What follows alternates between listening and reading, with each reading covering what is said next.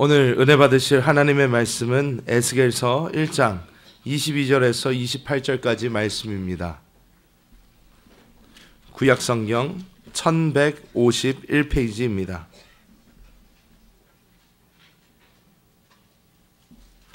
다 같이 합독하시겠습니다. 그 생물의 머리 위에는 수정 같은 궁창의 형상이 있어 보기에 두려운데 그들의 머리 위에 펼쳐져 있고 그 궁창 밑에 생물들의 날개가 서로 향하여 펴 있는데 이 생물은 두 날개로 몸을 가렸고 저 생물도 두 날개로 몸을 가렸더라. 생물들이 갈 때에 내가 그 날개 소리를 들으니 많은 물소리와도 같으며 전능자의 음성과도 같으며 떠드는 소리 곧 군대의 소리와도 같더니 그 생물이 설 때에 그 날개를 내렸더라. 그 머리 위에 있는 궁창 위에서부터 음성이 나더라. 그 생물이 설 때에 그 날개를 내렸더라. 그 머리 위에 있는 궁창 위에 보좌의 형상이 있는데 그 모양이 남보석 같고 그 보좌의 형상 위에 한 형상이 있어 사람의 모양 같더라.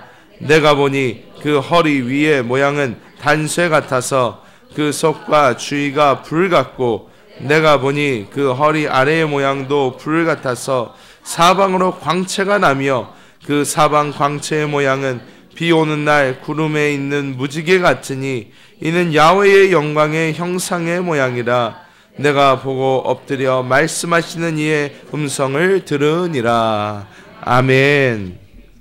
수정 같은 궁창과 보좌와 그 위에 있는 사람이란 제목으로 말씀을 한번 나누겠습니다. 오늘 이런 제목들이 되게 영적인 교회 생활에서 되게 중요한 요소입니다. 우리에게는 익숙하지 않지만 이것이 신앙생활의 큰 중심을 우리에게 세워줄 수 있는 은혜의 말씀입니다. 실제로 오늘 지난번에 계속 말씀했던 에스겔이 보았던 네 생물의 모습, 그래서 지난 시간에 동역이라는 그 말씀을 드렸습니다. 우리는 하나님과 동역해야 되는데 동역을 하기 전에 먼저 우리 사람들과의 먼저 동역이 돼야 된다. 그래서 이 동역이란 것은 다른 뜻이 아니라 우리 네 사람이 동서남북으로 서로 이렇게 엮여서 한 분이 앞으로 전진할 때는 또 한 분은 뒷걸음으로 또 양쪽 두 사람은 옆걸음으로, 그래서 이 방향을 어떤 방향이 돌아갈지라도 턴을 하지 않고 어떤 방향으로도 갈 수 있는, 그래서 만약에 교회의 방향이 전진 방향이면 우리 모두가 전진하는 모습이 있어야 됩니다. 그렇다고 해서 모든 사람이 같은 방향을 보고 가는 것은 아니지만 뒷걸음도 할 수도 있고 옆걸음도 할 수 있지만 다 같이 한 마음으로 조금 그 보조를 맞춘다면 하나님의 뜻을 이루어내는 동역에 참된 그림을 볼 수 있다. 예, 이제 그리고 나서 이 네 생물의 자체는 이 구원받은 하나님의 교회를 의미합니다. 곧 여러분들을 의미합니다. 우리에게는 그 네 사람의 그 얼굴의 모습들을 뭐 지난번에 뭐 사자든지 뭐 소든지 사람이든지 독수리 얼굴들을 다 갖고 우리가 결국 이 교회는 하나님을 그리스도를 표현해내는, 아멘. 나 혼자는 그리스도를 표현할 수 없지만 우리 모두가 연합돼서 하나가 될 때 우리 한세교회가 하나님 그리스도를 표현하고 사단을 처리할 수 있는 그러한 하나님의 간증이 될 수 있다. 그래서 우리 한세교회는 하나님을 표현하고 사단을 처리합니다. 이것이 하나님의 형상과 주권을 회복하는 뜻을 의미한다. 우리가 한세교회 맨날 우리 한세교회 표가 뭐냐? 하나님의 형상과 주권을 표현하자. 그러니까 하나님의 형상은 하나님을 보여주기 위한 것이고 주권은 하나님의 권위를 가지고 사단을 끝내기 위한, 그것이 하나님의 간증이다. 이런 이야기가 기록되어 있다. 이제 이 네 생물 위에를 보니까 오늘 이렇게 기록 22절 보니까 그 생물의 머리 위에는 수정 같은 궁창의 형상이 있어 보기에 두려운데 그들의 머리 위에 펼쳐져 있고, 그러니까 이 네 생물의 이 머리 위에는 뭐라 써 있어요? 수정 같은 궁창이 있다. 수정 같은 궁창. 하나님이 두 번째 날에 회복을 했던 궁창이라는 단어는요, 우리가 다른 말로 말하면 창공, 또 하늘 맞아. 하늘. 그래서 하늘, 창공, 궁창 이런 뜻이니까 우리 위에 있는 이 창공 하늘이 있다는 거예요. 여기 보니까 수정 같다는 것은 수정이 아주 맑습니다. 아주 투명합니다. 그렇기 때문에 아주 우리 하늘 위에 아주 맑은 투명한 하늘이 있어야 된다. 신앙생활에서 우리 개인적으로 신앙생활에서 우리 위에는 늘 이렇게 투명한 하늘을 갖고 있어야 된다. 이것은 다른 뜻이 아니라 하나님과의 깊은 관계에 투명해야 된다는 거예요. 우리가 하나님과의 투명하려면요, 이것은 대부분 양심의 문제입니다. 양심에. 우리에게는 양심이란 그런 영안의 기능이 있는데 이 양심은 항상 우리의 죄와 허물과 잘못된 것을 항상 시비를 가려주는 그런 기능이 늘 있습니다. 그렇기 때문에 항상 우리 양심에 어떠한 불의가 있고 잘못된 것이 있으면 양심은 항상 우리를 정죄하고 우리에게 어떠한 의식을 심어주게 되어 있어요. 그래서 우리에게 어떠한 양심의 문제가 생기면 우리의 하늘이 구름이 끼게 돼요. 그러니까 하늘이 잘 보이지가 않게 돼요. 그래서 여러분들이 이 우리 신앙생활이 무엇이야? 내 머리 위에, 내 하늘 위에, 내 창공 위에 항상 투명해야 되는 거라. 하나님 관계가 꺼리낌이 없어야 되는 거라.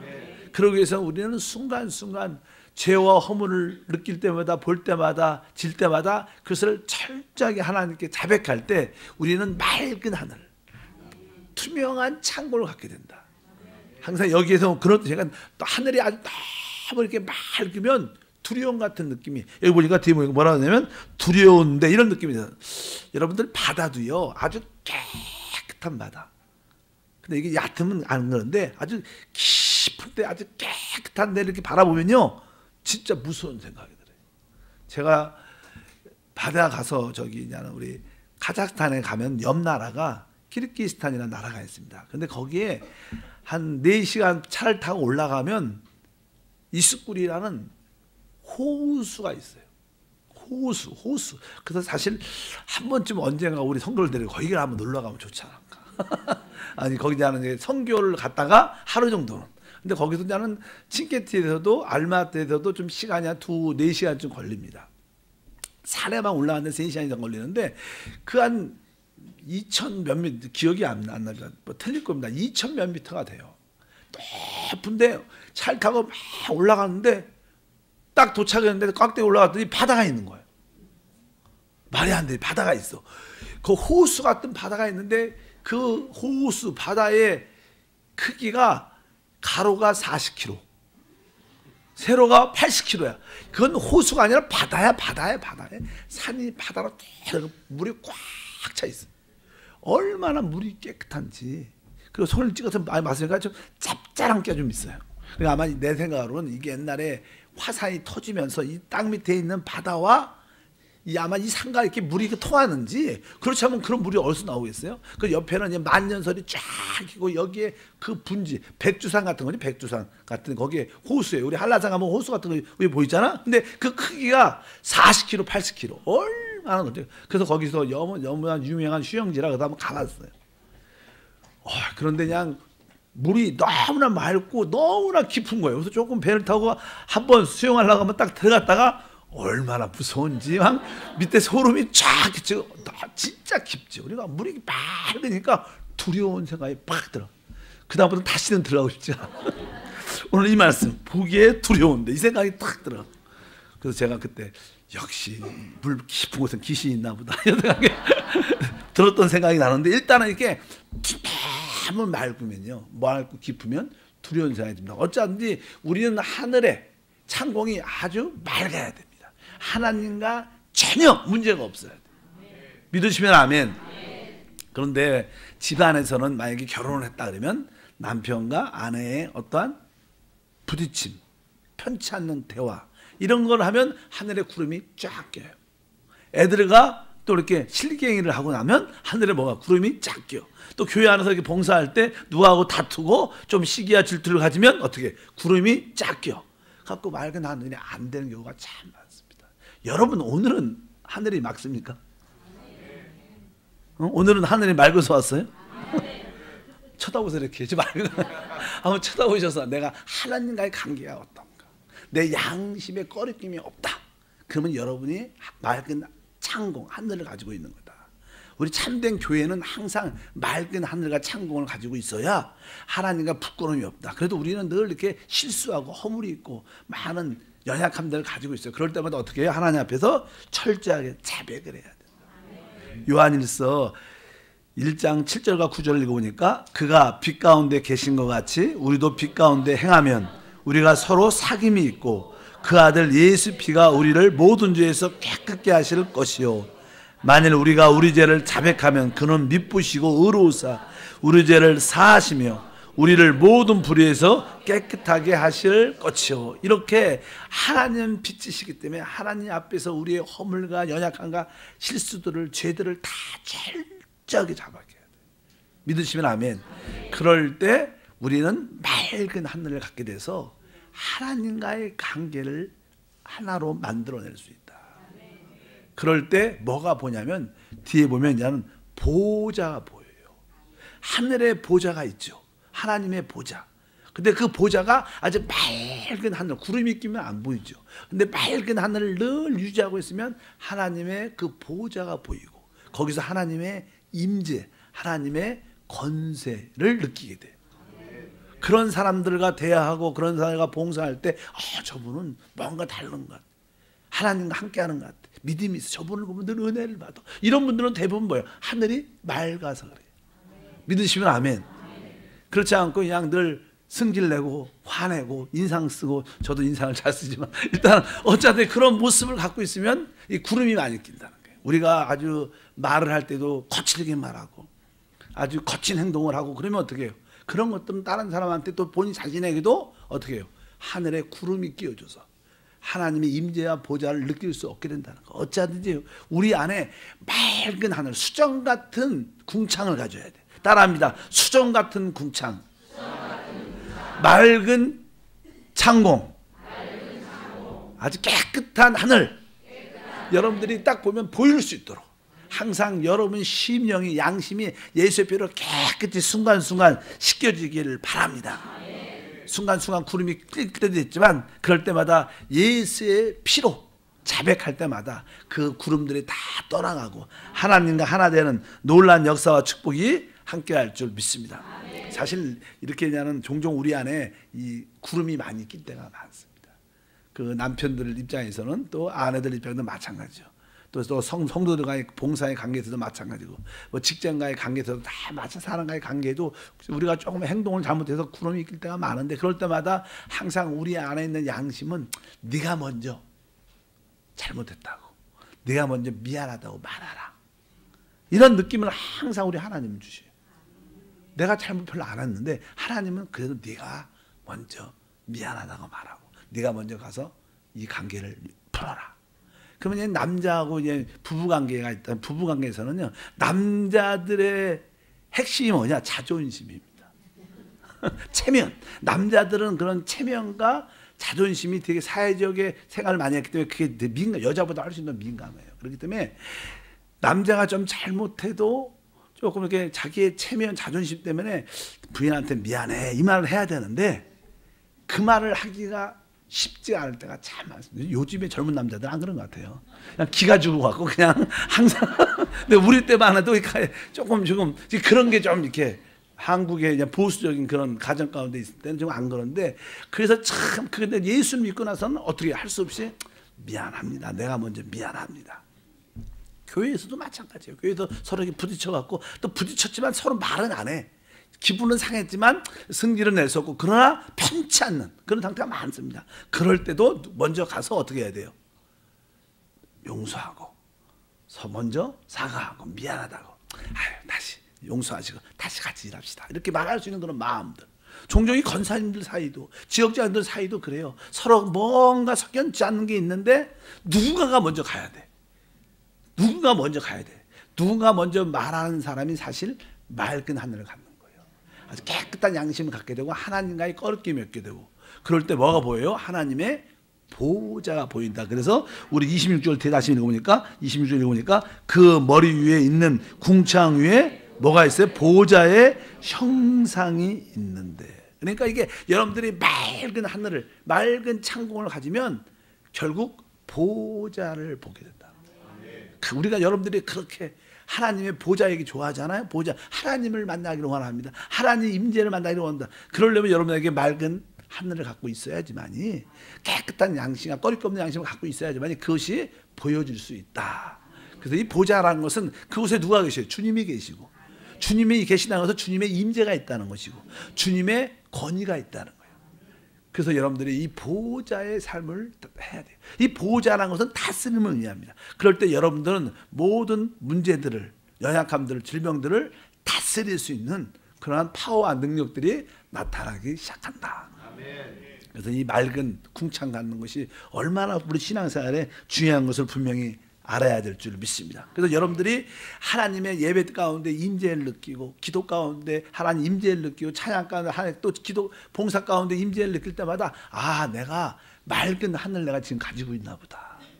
깨끗한 양심을 가지고 있나 보다. 그러니까 그것이 어떻게 누려지는 겁니다. 사람과 이렇게 부딪힘이 있고, 사이가 시기와 질투와 원망과 다른 사람을 탓하고 이런 것들은 다 구름이 꼈기 때문에요. 보좌인 나 자기 열심히 뭔가를 막 해도요, 그 보좌가 안 보입니다. 하나님 임재, 그냥 내 열심히 하는, 내 열심히 하는 것이지 자기 만족을 위해서 그렇지 하나님의 자연스러운 임재가 있지 않은 것을 여러분들이 기억하셔야 될 줄 믿습니다. 근데 그 보좌는 실제로 하늘, 셋째 하늘, 바울이 갔던 그 셋째 3층 천에도 있지만, 그 보좌는 실제로 우리 영 안에도 연결되어 있어요. 하나님 보좌는 셋째 하늘뿐만 아니라 우리 영 안에도 하나님의 보좌가 있다. 그래서 여러분들이 영으로 돌이킬 때마다 바로 맑은 하늘뿐만 아니라 하나님의 보좌와 하나님 임재와 하나님의 권세를 느끼게 될 줄 믿습니다. 그럴 때 여러분들은 그 보좌의 다스림, 하나님의 임재의 다스림 안에 있게 돼요. 믿으시면 아멘. 그래서 우리는 굳이 막 싸울 필요가 없습니다. 저한테 와서 목사님 내가 잘못했어요? 저 사람이 잘못했어요? 이런 거 따질 필요가 없어. 왜? 이 보좌가 그분이 심판대. 그분이 다 하셔. 지금 왜 나한테 오냐? 구름이 많이 껴고 하나도 안 보니까 오는 거예요. 여러분이 맑은 하늘 갖고 있으면요, 답 다 합니다. 경찰서 갈 필요도 없고 재판 고소할 필요도 없어요. 왜? 답을 다 알아. 왜 서양 사람들이 종종 교회 안에서도 장로끼리 뭐 이렇게 싸우면서 막 재판 걸잖아요. 재판에 있고 막 그래. 왜 재판, 법정에 왜 갑니까? 왜?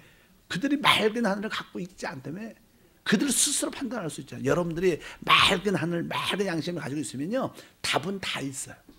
여러분 바로 그 보좌, 심령이 하나님의 법정인 줄 믿습니다. 그럴 때, 아, 내가 잘못한 거구나. 권사님이 잘못한 게 아니구나. 아, 장로님이 잘못한 게 아니라 내가 잘못한 거구나. 이렇게 스스로 답을 낼 수 있는, 그럴 때마다 하나님의 임재와 축복이 함께할 줄 믿습니다. 그래서 날마다 맑은 하늘, 아주 깨끗하고 정죄함이 없는 그런 양심을 갖는 것이 큰 축복인 줄 믿습니다. 그래서 이 하나님 보호자의 다스림을 받는 사람들은 행동이나 말 같은 것도 어떤 절제가 있게 돼요. 믿으시면 아멘. 이런 보호자의 느낌이 없는 사람들은 그냥 하고 싶은 말 다 쏟아내죠. 할 말 못할 말 다 해갖고 나중에 후회하지만, 진짜 이 보호자의 느낌을 갖고 있는 사람, 맑은 하늘 갖고 궁창을 가지고 있어 보호자의 느낌을 가진 사람들은 말을 막 하다가도 멈추죠. 아, 주님이 원치 않는 거라. 그래서 하고 싶은 말이 10마디 있는데 10마디가 있으면 그래 한두 마디만 하다 이렇게 하고 8마디는 빼고 그냥 남편이든 자녀한테도 서로에게도 절제 있고 진짜 준비된, 진짜 그들을 격려할 수 있는 그런 말들만 사용하면서 하나님의 통제와 다스림 안에 있는 것이 우리의 신앙생활인 줄 믿습니다. 이런 사람에게는 자연스럽게 영적인 어떠한 권위가 나타나고 영적인 다스림이 나타나는 축복이 함께할 것이다. 그래서 이 특별히 1장에 왜 이런 말들을 써? 왜 궁창 위에 수정 같은 그런 궁창에 대한 말을 썼냐? 바로 그것이 이런 뜻을 가지고 있다. 그것 맑았기 때문에 거기에 보호자가 있다는 그런 사실도 우리가 기억해야 될 줄 믿습니다. 그리고 나서 뒤에 보면 26절 끝에 보면 이렇게 써 있어요. 그 중간부터 그 모양이 남보석 같고 그 보좌의 형상 위에 한 형상이 있어 사람의 모양 같더라. 이렇게 말씀을 합니다. 여기 보면 나는 그 모양이 남보석 같다. 남보석.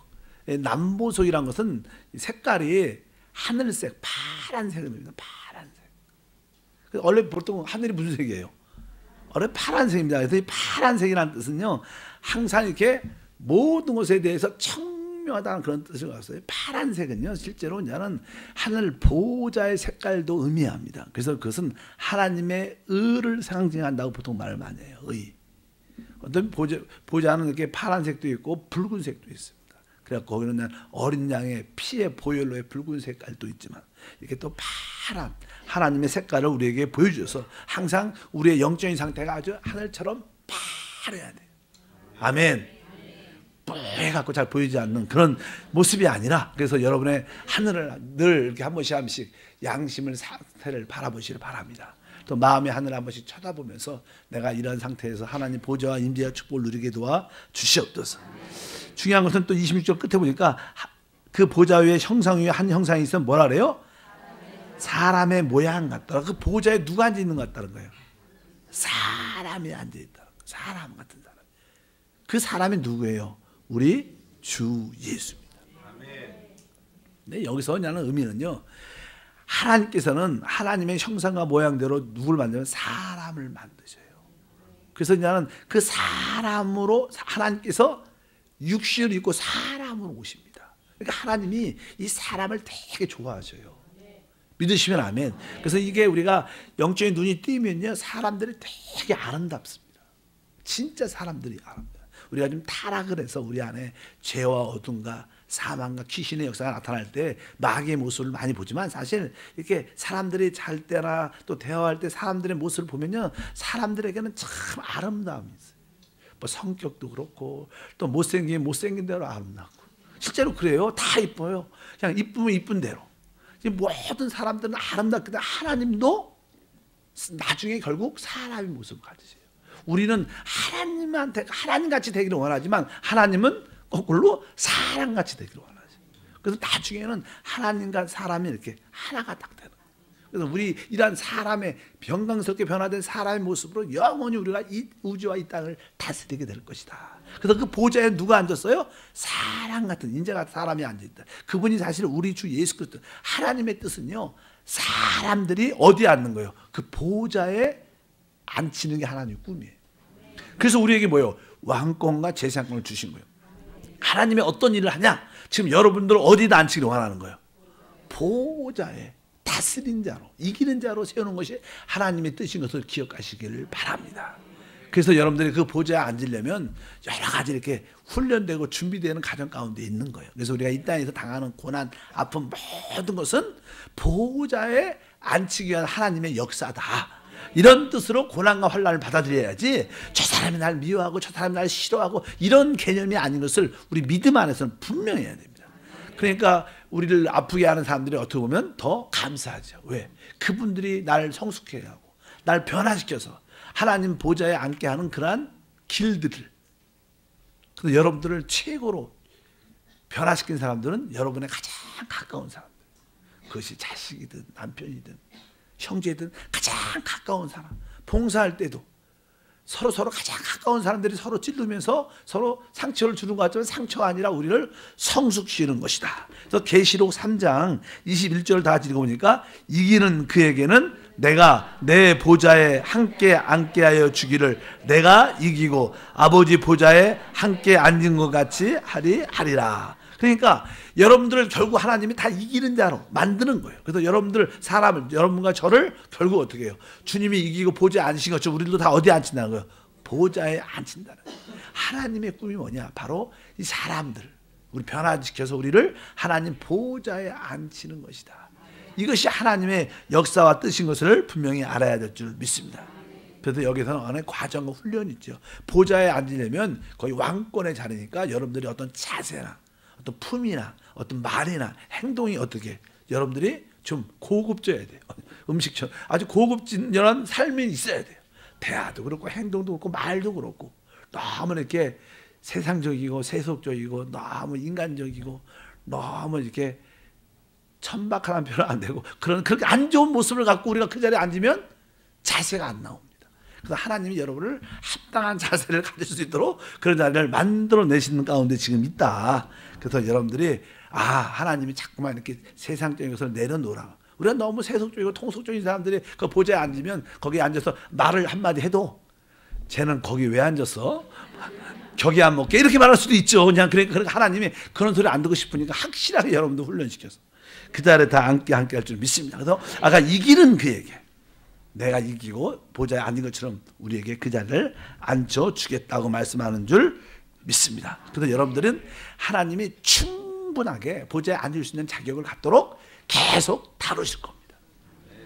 여러분들이 변화되지 않으면 하나님은 한번 하시면 끝까지 하세요. 그러니까 빨리 포기하시고 정리할 거 정리하고 버릴 거 버리고 마음에 있는 것들도 다 내려놓기를 주님으로 축복합니다. 근데 하나님께서는 왜 우리를 그 보좌에 앉히기를 원하는가? 그 이유 중에 하나는요, 하나님을 거역한 배역한 사단이 있습니다. 하나님은 이 사단을 하나님이 직접 처리 안 해요. 왜? 하나님은 창조주셔요. 타락한 천사는 뭐예요? 피조돼서 피조물이에요. 피조. 그래서 하나님은 이 사단을 칠지라도 누굴 통해서? 피조된 사람을 통해서 그를 다스리고. 하나님이 직접 손대면 수준이 안 맞으니까 우리한테 맡기신 거예요. 그래서 예수님이 사람으로 오셔서 일단 그의 머리를 깨뜨리시고 나머지 꼬리는 우리로 밟도록. 믿으시면 아멘. 워낙 사단이 세긴 세니까 주님이 와서 사람으로 오셔서 머리를 탁 치시고 그냥 꼬리만 좀 발짝짝 하니까, 그래서 우리가 탁 밟으면 사단을 밟고 뭐 머리를도 받겠지만 특히 꼬리를 밟아서 활동하지 못하도록. 사단이 세기 때문에 꼬리만 이렇게 흔들려도 맞으면 며칠 갑니다. 그래서 시험 든 사람이 많은데 가지면 안 돼요. 여러분들 그것을 기억을 꼭 하셔서 맞구나. 하나님이 날 보지 않는 이유가 있구나. 사단의 그 배역과 거역을 확실하게 처리하기 원하시고. 그러려면 여러분들이 뭐예요? 이 땅에서 먼저 배역과 거역성이 사라져야 되죠. 그래서 제가 오랫동안 우리 여러분 안에 잠재되어 있는 그 거역성, 그런 그 사람들은 타락의 재성이 있어요. 거역성이 다 있어요. 제 앞에서는 또 우리 교육자들 앞에서는 네 하지만 뒤에 가서는 우리 목사님 틀렸어. 우리 교장님 일을 꼭 저렇게 하셔. 항상 우리가 항상 이게 반항하고 그런 끼가 다 있는데, 그런 것이 계속 말씀으로 성령으로 계속 이렇게 하다 보니까 이제 그런 것이 거의 어떻게 거역성이 뽑혔어요. 그러니까 서로 거역성이 없으니까 서로 어떻게 사랑하고. 믿으시면 아면 천년왕국에는 이 거역성이 완전히 다 또 뽑히니까 사람들이 독사의 구에 손을 넣어도 물지 않는 거예요. 뭐라도 왜? 거기에 죄성과 거역성이 없어지니까. 마찬가지로 이 교회도, 한세교회도 내적으로는 이제 그 거역성이 뽑힐 때마다 서로 진정으로 사랑하게 되고 진짜 서로 섬기게 되고 하나 되면서 하나님의 간증과 축복이 함께 할 줄 믿습니다.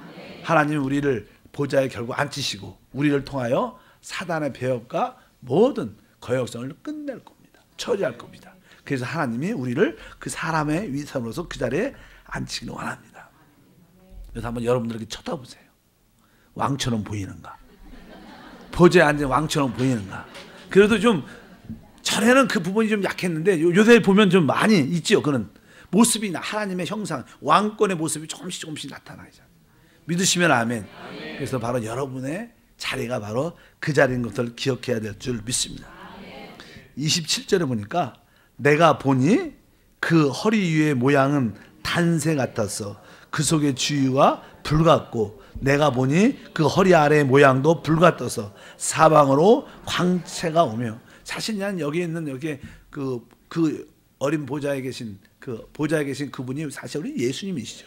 우리 주님이 이제 우리한테 올 때는요, 그분은 불같이 오십니다. 그래서 항상 우리가 그냥 성령의 불로 그런 얘기 많이 하는데, 그분이 우리 가운데 불로 오셔갖고 바로 우리를 태우기도 하시고 우리를 비춰주시고 우리를 정결케 하는 그런 놀라운 역사를 행하신다. 그래서 그냥 주님이 우리 가운데 올 때 성령의 불로 임해서 우리 안에 있는 하나님께 속하지 않은 것은 다 태웁니다. 그리고 그 불은 또 밝게 비춰주죠. 그래서 우리가 올바로 갈 수 있도록. 그래서 오늘 말씀 보니까 내가 보니 그 허리의 위의 모양은 단새 같고 그 속에 주위에는 불 같고 밑에도 불 같아서 사방으로 광채가 난다. 이러한 모든 모습. 뭐 단새라고 말씀해요. 우리 주님은 이렇게 단새라는 것은 저는 지난번 말씀드렸죠. 아주 쇠가 아주 뜨거운데 이렇게 불이 붙으면 그런 단새같이 단단한 그런 생각이 있는데, 우리 주님은 단새 같은 분이십니다. 성령의 불로 확실하게 태워줘서 그런 같이 우리를 또 그런 단새같이 만드는 그런 가정 가운데 있는 것을 기억해야 될 줄 믿습니다. 일단 성령이 오실 때마다 우리 안에 있는 시기와 질투와 분쟁과 미움, 그 불평, 원망, 불신앙 이런 것들이 다 하나님의 성령의 불로 다 태워주십니다. 우리는 겉으로 손 씻고 이런 것이 더러워지는 게 아니라 우리 안에 있는 죄성이 우리 안에 나올 때 더러워지는 것이 때문에 우리 안에 있는 죄성이 다 성령의 불로 태워져서 하나님 앞에 깨끗해지는, 이제 하나님께 다 속한 것만이 하나님께서 받아주시는 줄 믿습니다. 28절 보니까 그 사방의 광채의 모양은 비오는 날 구름에 있는 무지개 같으니 이는 야훼의 영광의 형상의 모양이라. 내가 보고 엎드려 말씀하신 이의 음성을 들으니라. 그러니까 이제는 하나님의 음성이 들리는 거예요.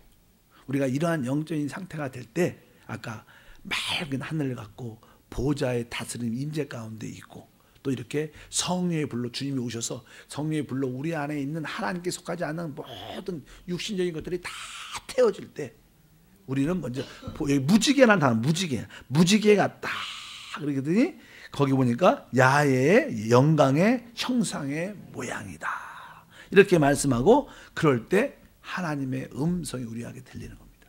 우리가 이렇게 변화되고 합당한 모습을 가질 때 우리 모두가 하나님의 음성을 듣게 될 줄 믿습니다. 특별히 나는 여기서 하나님의 형상의 모양, 영광의 형상의 모양, 실제로 우리 하나님을 세 가지로 단어로 속성을 설명해요. 첫 번째는 하나님의 보좌는 의입니다. 의. 두 번째는 거룩이라는 단어. 거룩. 그 다음에 세 번째는 영광이라는 단어. 그러니까 하나님을 표현할 때 우리가 하나님을 딱 보면 그 하나님의 의를 보게 되고요. 하나님의 거룩함을 보게 되고 또 하나 뭐예요? 하나님의 영광을 보게 돼요. 그래서 여기에서 이제는 볼 때 여기 무지개라는 단어가 나 무지개. 아까 단세도 있고 이런 단어들은요. 하나님을 우리가 볼 때 표현을 하기가 쉽지 않아요.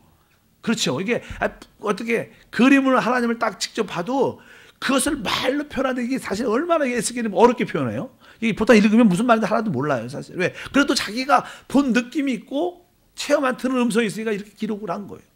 하나님을 딱 봤을 때 한마디로 그냥 우리가 하나님이야 이렇게 딱 그거밖에 못 느껴요. 그게 왜? 그분의 의를 보게 되고 거룩함을 보게 되고 영광을 보게 된대. 근데 여기 보니까 무지개 같다. 무지개 색깔이 뭐예요? 옛날에 무지개 색깔 7개라고 옛날에 외웠던 것 같아요. 7개. 그렇지. 빨주노, 파란 뭐 이렇게 외웠던 것 같아요. 그래서 원래는 우리가 색깔의 삼원색이라고 해서 색깔의 삼원색. 첫 번째는 무슨 색이에요?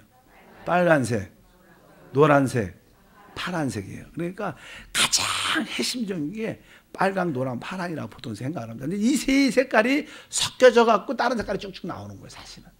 맞습니까? 혹시 미술하시는 분? 이게 원래 그래요. 그래갖고 여기 보면 하늘의 보좌는요, 무슨 색깔 같아요? 아까 말했죠. 파란색입니다. 하나님 보좌는 뭐와 상관이 있어요? 의와 상관이 있어요. 의. 그러니까 하나님 보좌의 기초는 공의다 이렇게 말해요. 하나님은 의를 떠나서는 아무것도 못 하셔. 하나님은 우리를 사랑하시지만 그분은 의로우시기 때문에 우리를 사랑하되 죄값을 지불하고 사랑하셔야 돼요. 그래서 그 아들을 죄값으로 지불하시고 우리를 사랑해요. 하나님의 사랑은요 그냥 무한정 사랑이지만 공짜가 아니에요. 대가를 지불한 사랑입니다. 왜? 하나님의 보좌는 의입니다. 하나님의 의를 벗어나서는 하나님을 아무것도 할 수 없어요. 만약에 그가 의를 범한다면 그분은 하나님이 아닙니다. 그것도 마귀죠. 왜? 마귀는 의와 상관이 없어요. 그래서 하나님이 우리를 사랑하는데 우리는 죄가 있으니까 어떻게 해요? 그 죄값을 지불해 놓고 우리를 사랑하시는 거예요. 왜? 의이기 때문에. 그래서 의는 파란색이고 공의는 보좌는 의로 되게. 그래서 여기에 항상 여기 아까 무지개 색깔도 파란색이 우리가 세 중에 하나입니다. 두 번째는 뭐 단색, 다 무슨 색이에요? 빨간색, 붉은색입니다. 붉은색은 뭐예요? 성령이 빨간, 다 이렇게 태워버리는 거예요. 왜 태워요? 하나님께 속하지 않은 것을 다 태우는 거예요. 그럼 뭐예요? 거룩만 남아요. 하나님께 속한 것만 남아요. 그래서 여기에 붉은색이라는 그런 무지개에 포함을 하고 있는 거예요. 또 한 색깔은 무슨 색깔이 있을까요? 노란색. 노란색은요, 단새가 단새를 불을 아주 세게 비치면요, 그 노랗게 붉게 새들도 그것이 곧 하나님의 영광의 색깔이에요. 그래서 이렇게 그런 색깔을 통해서 무지개. 그러니까 이것은 다른 뜻이 아니라 하나님께서는 이제 의와 거룩과 영광으로 우리를 지키신다는 거예요. 뭐 무지개를 한마디 더 하면 무지개가 어디서 나와요? 성경에 노아의 홍수 때 나오죠. 왜? 그동안 비가 한 번도 안 왔다가 드디어 이제 비가 왔어. 오는데 40주야로 와. 하늘이 과당탕탕탕 하면서 하늘에서 땅에서 물이 쏟아나는데 물이 한 번 오니까 노아가 한 번 뒤었어요. 물이 오면 홍수 비가 오면 저렇게 무섭게 오는 거라. 또 우리 죽겠구나. 근데 어느 날 주님께서 이렇게 무지개를 쫙 보여주면서 다시는 내가 물로 심판하지 않겠다. 근데 하나님 나중에 불로 심판하시더라고. 불로 심판하시는 것 같아요. 그렇게 하나님께서 다시는 내가 물로 심판하지 않겠다. 그 증거로 무지개를 보여준 거예요. 사람이 노아가 그냥 딱 나와서 생활하다가 비가 떨어지는 거예요. 그럼 어떤 생각이 들어요? 큰일 났다. 또 이제 우리 물이 비가 많이 오면 빨리 배를 타고 또 만들어 더 숨어야겠다. 근데 그때 무지개가 딱 보면 하나님이 맞지. 하나님이 더 이상 물로 심판하지 않는다 그랬지. 그건 하나님의 안식과 위로입니다. 그러니까 이 무지개가 있다는 것은 여러분들이 우린 죄인이고 연약하지만 이제 하나님의 의에 따라 하나님의 거룩함에 따라 한 영광에 따라 우리를 그 구속의 피로 우리를 구원하시기 때문에 우리에게는 다시는 정죄가 없다. 그것이 무지개 하나님의 약속입니다. 그러니까 여러분들이 하나님의 무지개를 볼 때마다 결코 그리스도 예수 안은 결코 정죄함이 없다. 나의 모든 죄는 해결됐다. 과거, 현재, 미래 모든 죄는 끝났습니다. 이것이 하나님의 언약의 약속을 증명하는 겁니다. 그러니까 여러분들이 자꾸만 이렇게 두려움이 들어올 때마다 뭘 봐야 돼요? 마음의 무지개를 바라보시고 더 이상 그리스도 예수 안에 있는 자는 결코 정죄함이 없구나. 그런 뜻으로 우리에게 설명을 축합니다. 우리는 다 죄인이었고 심판받을 수밖에 없었지만 하나님께서 언약의 약속을 주셨기 때문에 그 무지개가 있는 한 하나님의 주신 구원은 영원하다. 이것을 꼭 기억해야 될 줄 믿습니다. 하나님의 그리스도는요, 우리 예수 그리스도는 하나님의 의를 만족시킵니다. 우리 그리스도는 하나님의 거룩함을 만족시킵니다. 바로 우리 그리스도는 하나님의 영광을 만족했기 때문에 우리가 그리스도를 붙잡았기 때문에 주님도 우리를 만족해 하셔요. 우리 스스로는 주님을 만족할 필요 없지만 여러분들이 예수를 붙잡고 있는 한 여러분들은 하나님의 만족입니다. 여러분들은 하나님의 자랑이고 여러분들은 하나님의 기쁨인 줄 믿습니다. 따라합니다. 나는 예수 안에서 하나님의 기쁨이고 하나님의 만족이고 하나님의 사랑이다. 여러분들이 그렇게 하나님을 기쁘게 하는 자고 하나님께 소망을 주는 자고 하나님께 사랑을 주는 자인 것을 기억하시고 너무 자신을 비하하지 말고 신나게 주님 오시는 그날까지 살기를 축복합니다. 기도하겠습니다. 하나님 아버지 감사합니다. 다시 한번 에스겔이 그 마음 안에 이 교회 위에 그 맑은 궁창을 가진 것처럼 수정 같은 우리의 양심을 우리 모두가 소유하여 하나님의 보호자가 보이는 삶을 살 수 있도록 은혜를 베풀어 주시고 그 보호자가 있는 곳에 하나님 임재와 기름 부음이 있음을 깨닫게 도와주시고 무엇보다도 그 위에 사람이 있는데 바로 하나님이 우리를 그 보호자에 앉히기를 원한다 하나님의 뜻을 알게 도와주셔서 우리가 죄로 말미암아 타락한 요소가 있는 모든 것이 다 정결하게 구별될 수 있도록 은혜를 베풀어 주시옵소서. 하나님에게 속하지 않은 하나님의 거룩함에 속하지 않은 하나님의 영광에 합당치 않은 하나님의 의에 합당치 않은 모든 것은 다 성령의 불로 태워지게 하옵소서. 그러므로 하나님의 보좌에 앉아 그리스도와 함께 공동왕으로 통치하는 그러한 삶을 꿈꾸고 소망하는 믿음의 사람 되게 하옵소서. 주 예수 이름으로 기도합나이다.